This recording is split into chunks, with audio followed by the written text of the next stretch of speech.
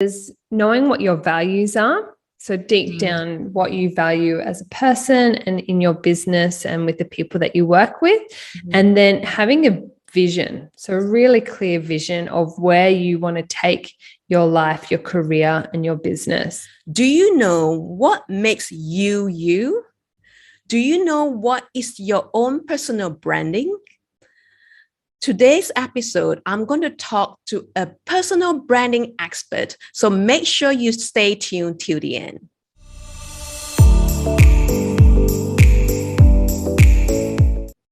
Hi, and welcome to Live Your Hero's Journeys podcast. I am your host, Tay. I've gone through multiple hero's journey as a medical professional, a founder of a startup, an author, and also a coach and speaker. I created this podcast as a source of inspiration and practical wisdom on how to live to your full potential by embracing your unique self. If you want to kickstart your week with motivation, you can join my Monday motivation newsletter on my website, which I'll put that in the link below. In today's episode, I'm so excited to be talking to somebody I've known and grown to admire. She is one of Australia's most sought of portrait and personal branding photographer. In the last decade, she has helped impact-driven leaders and influential entrepreneurs visually to bring their personal brand to life. She has been featured in many media, and the imagery of her clients has also been published in many major publications. She is not only a photographer, but also a very inspiring entrepreneur as well. One of her other passions is to help photographers to have a thriving and sustainable business. And she does that through her coaching and mentoring business academy called The Go-To Photographer. She is none other than my very own photographer. If you like my images that you've seen on my website and in social media, it's all thanks to her. So please and help me to welcome the very talented Prue Aja. Hi, Prue. Welcome Hello. to the show. Thank you so much for having me. So good to have you here today. And before we start, I just want to share my experience of working with you and how I found out about you. So when I wanted to have my own personal branding website, I came across your website. And what really captured me was the video that you had on your website. And in the video, you seem to really know what it means to have a personal branding and bring that out from your clients. And when we have the conversation on the phone, I just felt like I met another kindred spirit. And it's just so great that you really get to know your clients before shooting them as well, and really bring out what it is about them and unique about it. And you have this unique ability to draw them out as well. So, and just to let you know, I have so many compliments from my friends that I look so professional in all my photos, and it's all thanks to you. And I really enjoyed our photography session. Oh, thank you so much. That really means a lot to me. And it's really important for me to make sure that I truly connect with the person that I'm photographing so that they feel they can be their best true selves when you're being vulnerable in front of the camera as well. So I'm so happy that your photos are getting so many compliments, and I love seeing them in your Monday motivation letter as well. Yeah, that's great. So let's just start. You know, a lot of people in their lifetime always try to discover what they're truly good at and what they're really passionate about. At what time in your life that you discovered that you are a photographer? Can you share the story? Well, it's funny. I've actually got a photo of myself with a camera at the age of 2. Oh, and wow. I used to take, I used to take photos of my soft toys in houseplants and want to shoot for National Geographic. I used to love looking through those magazines. And then throughout high school, growing up in Byron Bay, I used to do photo shoots with my friends down the beach. And then I would be that girl at every party with a camera, and people would be like, oh, here's Prue taking photos. But they all love it now because I'm the one that captured all the memories. You know, iPhones weren't around back in those days. And at the end of school, I knew I wanted to be a photographer, but I was really nervous about the industry being so competitive. It was very male dominant, and I didn't go down that path in the beginning. Right. So what did you do? So you knew you have a calling, but you didn't answer to that. So what do you did instead? So my next option was to study fashion design, which is so funny because it's a very competitive industry. And I did that on the Gold Coast, and then I moved to Sydney. I worked in fashion PR for a very short period because I was meeting all these fashion stylists who were working on amazing photo shoots and styling the models. And I was like, I want to do that. So I ended up assisting the fashion director of Harper's Bazaar at the time and worked with her for 2 years. I worked with a whole lot of other stylists and then became a freelance fashion stylist myself, working alongside Australia's best fashion photographers as well.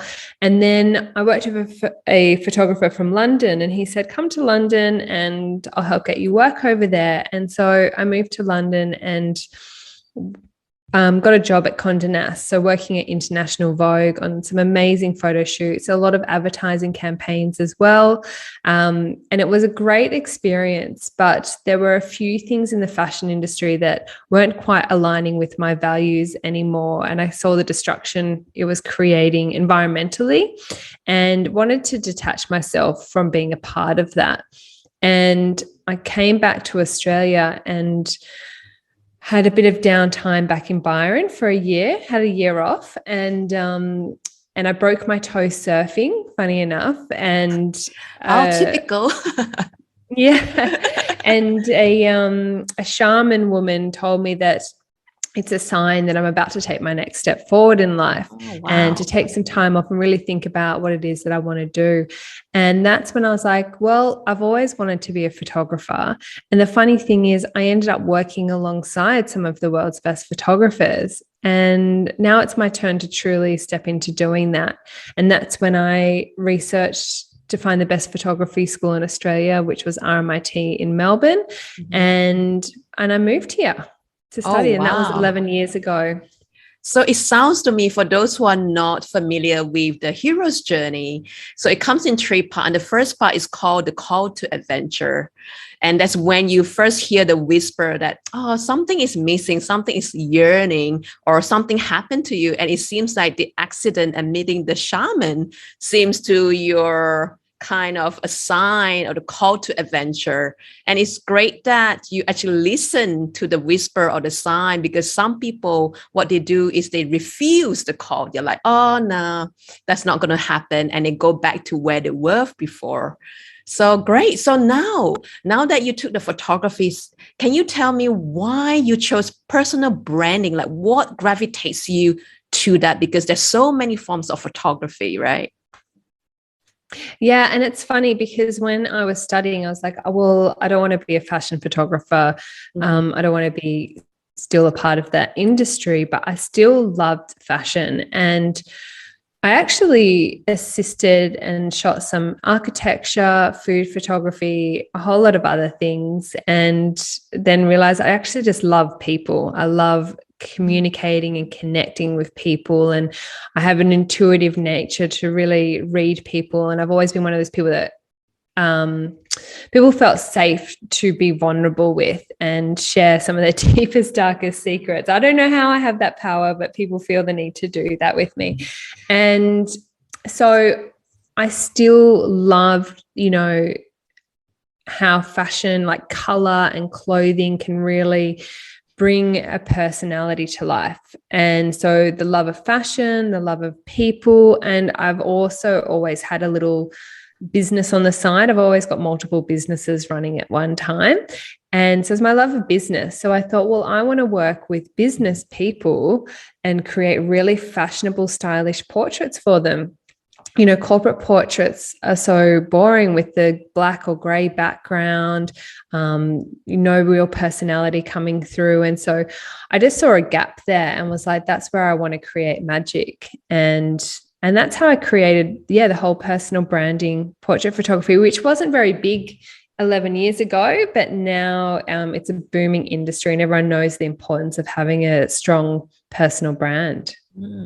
Yeah. So for those who wants to discover their personal branding, what would you say to them, or how do you bring that out from them for something they already have within, but just how do you uncover that?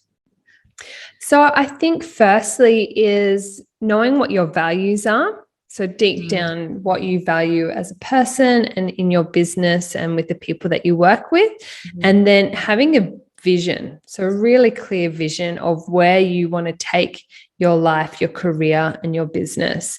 And when I create photos for people, I like to know what that vision is. And so I can create images that are going to elevate them to step into that place rather than take photos of where they are now, because where they are now is something that they've created previously. And we want to create something to go into the future. So I think it's about being really clear on who you are, who you're talking to as well. And when it comes to actually capturing someone on the day of a shoot, is having a safe space where they can truly be themselves and working with someone who understands who they are and what their brand message is about. So that can come through authentically in the photos. Right. So, in all the hero's journey, it may look easy on the outset, like everything seems to be working well, but underneath all that, what are the challenges that you have to go through to be where you are today or be comfortable in your own skin? Well, there's lots of challenges. In the beginning, when you're starting out, you're questioning your ability. Are you good enough? Are people going to like me? Are they going to like what I do? I think that went on for about 7 years. Before every shoot, I was so nervous because I always want to go above and beyond and just create the best photos that I can for that person. And so that was something that did hold me back from a few opportunities in the beginning, feeling like I wasn't good enough, and really working through that with my personal development on the side. And then the other challenge is, in the early days, not knowing how much to charge, and then getting to the end of financial year and going, oh my gosh, I could be earning this much working in a cafe. Why am I working, so many hours each week and pushing so hard for this business when I can't make it? And that's when it was time to really understand money and my own self-worth and the value that I was bringing my clients to. So it takes a lot of courage and confidence. And I really feel like that a business can only grow if the business owner works on themselves and their own self-worth and value too. Because it's all good and well, I could tell a photographer to go out and charge $10,000 for a day, but if they don't truly feel that within themselves, they're not going to be able to do that. Right. So personal growth, definitely. Yeah.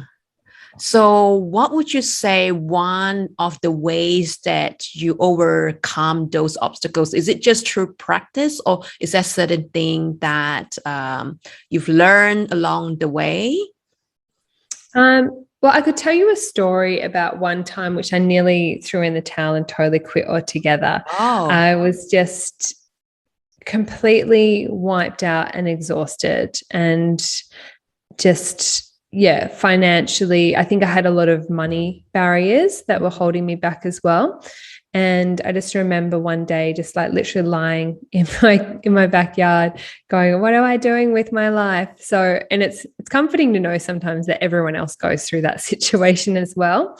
And I was lucky enough to be working with a great coach at the time. And she said to me, she goes, all right, well, if you're going to quit, what else are you going to do? What's going to be your next job? And I was like, I don't know. And then I was like, there's nothing else that I want to do. I really want to do this. And so I need to make it work. I need to make living from this. And that's what actually gave me that confidence to go, right, I just need to charge more and trust in that, and that people will pay my worth. And yeah, so that's pretty much how I overcame that situation. But I've had a similar, the niggle in the last few years, going, hey, there's something more that you've got to offer. You've got to bring of service in this world, and you need to listen a bit closer and probably shift what you're doing. And it's become a lot more clearer in the last few months, which is very exciting. But I had to go through a lot of pain and fear to get to this point, because on the outside, everyone's like, wow, you've got a really successful photography business. Why would you stop doing that? Why would you change everything? But I've actually been coaching and mentoring other photographers in their business. And I've had a couple of other people ask me to be their business coach. And that's given me the push to study to get international accreditation as a coach. And from that, I've just learnt how infinite the potential is in, as a coach, being able to truly transform people and help them grow as well. So that's something I'm stepping into more, which is exciting, but also a bit scary too. That's great. It seems like this is your you've gone through one full circle being a portrait photographer, right?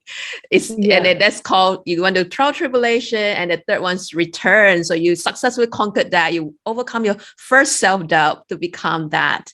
And now it seems you're embarking on another hero's journey. And it's funny, no matter how many times you're successful or you've gone through something, you always come through the same circle again. But I don't know whether for your experience that it's a bit easier this time to overcome those obstacles, or is it still the same kind of pain that you have to go through?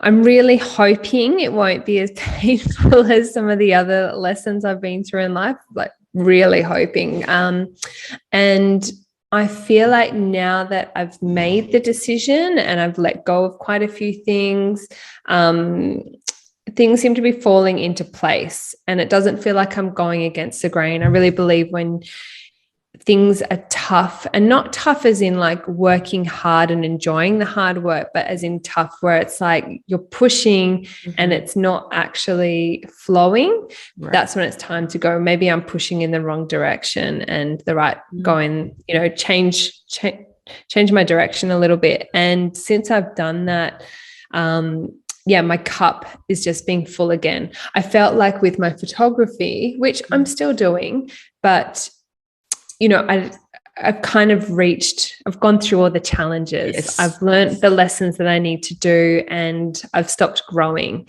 And when you stop growing, then, you die, I guess. Yes, stagnation.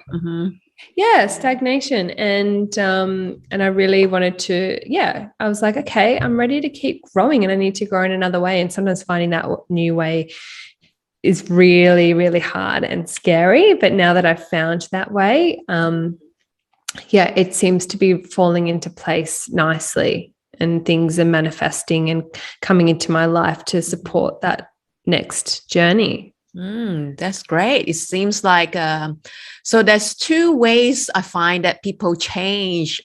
One is a reaction towards the pains, like, I don't want to be where I am. And another one is more your call forward. So it seems like in your case, your call forward, like, the vision is here, and you feel propelled, as you say, as you're doing it, you feel more and more fulfilled. So, and of course, in every journey, there's roadblocks. I mean, that's part of the journey, right? But it doesn't feel like, this is not what I want to do. And instead, you feel like more and more like, this feels even more and more fulfilling. So it seems like you're on your right path, and that's great. So yeah, definitely. With you actually mentioning that, doing it as a like when it doesn't feel right, and then you're actually doing it as a reaction, going, I don't want to be there anymore. I will be honest, like I think a few months ago, I was picturing myself in a year from now, and I was picturing myself doing what I'm already doing or doing something different. And when I thought about doing something I'm already doing, I could actually feel my body just kind of close in physically a little bit. And then when I thought about doing coaching and really stepping in that world, I felt expansive and open. So through different therapy and coaching that I've learned over the years has also just been really in tune with the reactions your body has to different decisions, and checking in and asking how it feels about those decisions. Oh, yeah, that's a great tip. That's really a great tip, because I think in our head, we always think that we know, but it seems that our body has much more wisdom, like the subconscious, than what we think that we know. And the body always seems to know the answer, right? Definitely. Yeah. And it's so great, and you're so intuitive about that, because I'm more of a thinker. Like I have to feel and I think about and analyze about it. So I'm definitely a thinker and get stuck in my head a lot. But about 4 years ago, I started Vedic meditation. So I meditate mostly twice a day, if not definitely once a day for 20 minutes. And that has been an absolute game changer, because that really then allows that space for you to connect with your consciousness and hear it, instead of just being reactive to the 3D world, or like what we see, and living in our ego, which can get very confusing. But if we tap in, we can really hear those inner voices directing us. So yeah, that's great. So you know how you kind of transition. So I always find some people, you may be, say, a skilled photographer. That doesn't mean, for example, you have the skill set to become, say, a business owner. So what do you think is the main, skill set somebody has to learn in order to have a thriving business, based on your own experience and what you're coaching and mentoring? Okay, so to have a successful business, what business skills do you need? Well, firstly, so in my course that I teach, which is called the Go-To Photographer, it starts with mindset. So being super clear about, what kind of business that you want to create, what's the vision for it, and then really working out who you are serving, how you're changing them or helping their lives, and what the outcome is they're going to get from that. So being super clear about that, because without that, you kind of don't really have a business. You need clients. You need to be having people pay you in return for your service or your products. So starting with mindset, and then having a really clear brand message. So having that message out there so people can understand what it is that you do and how you can help them. And then knowing your money, understanding how much money you need to make to survive and thrive as well. It's not just about getting over the line. It's about having a thriving life and being able to invest your money. And then having a really clear workflow, and knowing how to serve your clients too, like really good systems in place. And then your marketing. So putting yourself out into the world with all of that stuff, your services, clear message, and that's how you can start attracting your clients. So those are the different areas definitely to work through to have a successful business. Right. It seems like you're kind of combining all the areas of your interest and all into one now, as you said, like embracing all of you. Like you don't have to be stuck to one. You're still doing photography in a way, right? And you love business, love fashion, and it's all like tied. And you love people, and it really makes sense. You're doing the coaching and mentoring. So it seems like, you have the whole complete domain of everything you love to do, all tied into one pretty knot. I'm glad it looks like that on the outside, but there's still definitely daily challenges as well. And, realigning yourself and knowing not to spread yourself too thin. Like, I will admit, I do get attracted to bright, shiny objects. And with my mind, I'm like, I should do this and I could do this and I can do this. And so my VA is like, but I thought we're doing this week. And I'm like, yeah, but let's do this new idea. And so I can totally get scattered like that. But generally there's a solid, if you think of like a spine in someone's back, and then there's lots of ideas coming out from that. But so sometimes I do need to pull myself back and use Trello just to brain dump those ideas and know that at the right time I'll be able to execute them and put them out into the world. I think that's my next thing of all creative my next people. thing from like totally. Yeah. And that's great. Like, how exciting when you get in those modes of great ideas. And that's the thing. So my next thing, because I've done personal branding and now I've built this business course, I actually want to create more of a high level personal development program for business owners. So it's working on their personal development and their personal brand and giving them the confidence to put themselves out there from behind their business as well. Right. Yeah. Because as you say before, how far your business grow is how far you grow as a business owner, right? Yeah, exactly. So yeah. That's awesome. Okay. I'm going to ask you 5 rapid questions before we end this session. Are you ready? Yes, hopefully I can answer them rapidly as well. Okay, describe my personal branding in 3 words. So my own? Yes. So my personal brand is sophisticated, fun, and integrity. Oh, yeah. Yeah, I can relate to all of those. You embody all of those 3. That's great. Thank you. What are the things that people most surprised when they found out about you? This is a tricky one. I guess people see my success on the outside, but they don't actually, when I tell them about what I've been, like, I've lost both my parents by the time I was 25. I've been a single mum. So people are surprised that I've been through all that and still am where I am today. So I'm hoping to share more of that in the future to empower other people to get through their traumas as well and create awesome lives that they deserve. That's great. Yeah, I think you mentioned that through our I think during our dinner after the photography session, I was like, oh, that's such an inspiring story. Like, you've gone through so much and here you are today. And that to me is truly a hero, because you have to go through so much. I mean, somebody who's given everything and achieved success. I think, how I say this, when you climb a mountain, if you just take a helicopter and just reach the peak, it doesn't feel the fulfillment. But if you've gone through so much to weather the weather, all the obstacles and reach where you are, it makes it even much more meaningful. And so well done. And that's really inspirational story. And you should share them more often. I wish we covered a bit of that today. So there's a lot to share. Maybe we need to do another one. Yeah, that's right. The heroes in my life are or is.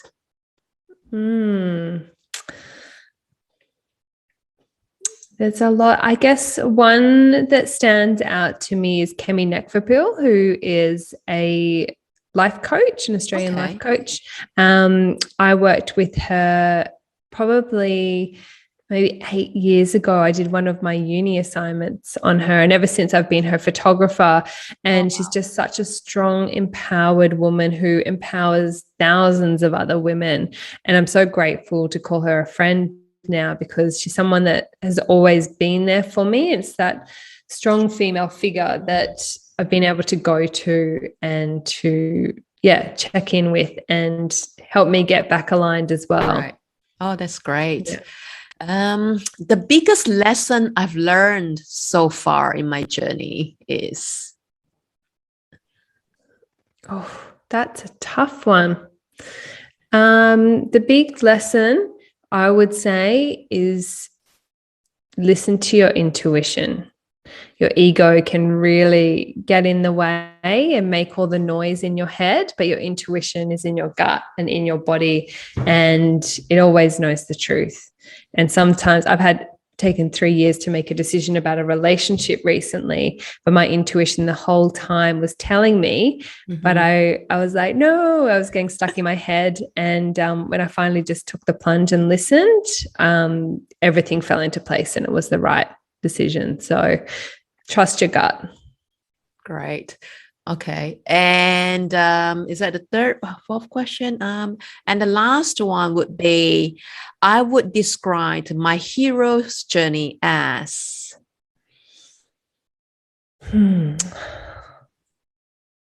I would say a roller coaster. I remember my dad saying that to me once as a teenager when I was going through some mental health stuff. And he goes, remember that life is a roller coaster. There's highs and there's lows, and you'll never be up too high or too low for too long, and it's always going to return. So just trusting in the process.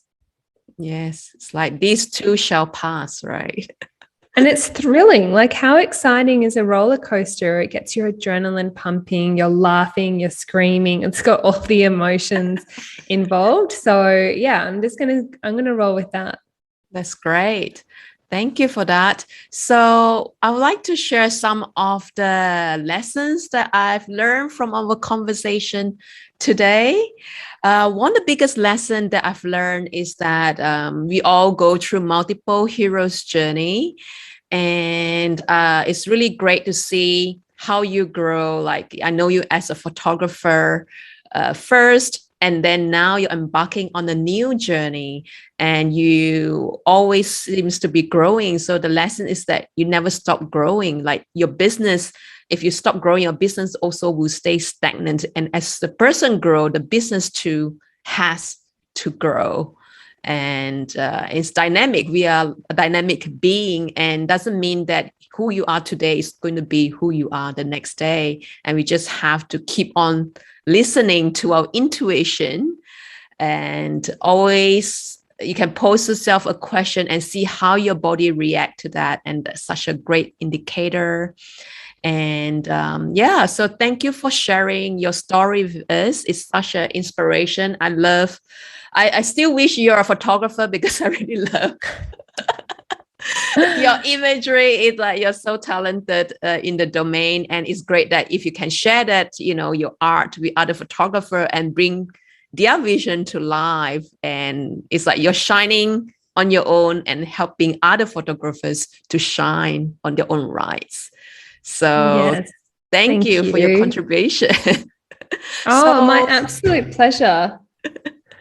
So Prue, if people wants to find out more about you, about maybe your photography or your coaching, business academy, where would they go to? So the best place to find me, where I hang out most often, is on Instagram and also LinkedIn. I've got a profile there. I probably don't check it as much, but definitely pop on over to either of those, connect and say hi. And you can check out my website too, which has all my different services that I'm offering. And there's a few free downloads as well, which can help you in your personal brand, or if you're a photographer, for your business. That's great. I'll put all the descriptions in the link below. And so thank you, Prue, for your time today. I really enjoyed our conversation. And it's really also great to me because, I'm embarking a new journey, and you are one of the very first few people who know about this journey, and you've been really supportive along the way as well. And so I want to thank you for that. And I wish you all the best in your next hero's journey. Thank you so much. It's my pleasure. Lovely chatting with you. So thank you guys. I hope you get a lot from today's episode. Just a reminder before we go, you can check out all the links on the description below on Prue and about myself, and to subscribe to the channel and join me on my Monday motivation newsletter. Till we meet again, live a life worth writing about. I'll see you soon.